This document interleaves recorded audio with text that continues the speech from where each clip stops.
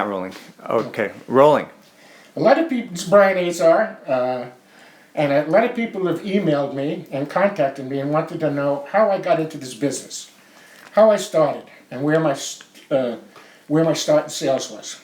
Well, I've been in sales for almost 60 years. And my first sales experience was my dad, who used to sell Electrolux vacuum cleaners when I was about 7 or 8 years old.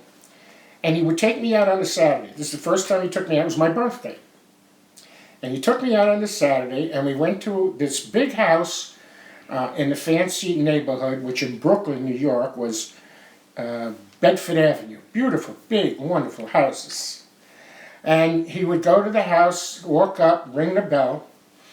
The lady, and I would be behind him, the lady of the house would open the door, and she'd look at him and say, "What do you want?" And I would smell the aroma of apple pie. And I mesmerized myself and walked right by her to where the smell was. She'd look at me and look at him, and then she'd say, "What are you doing here? Who's that?"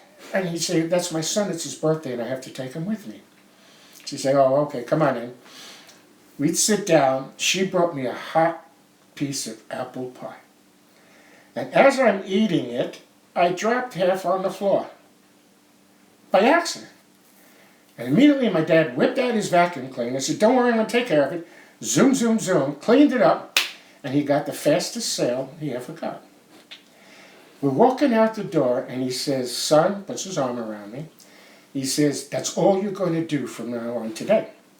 Every time you get a cookie or a piece of cake or pie, you're going to slip half on the floor, and I'm going to do that."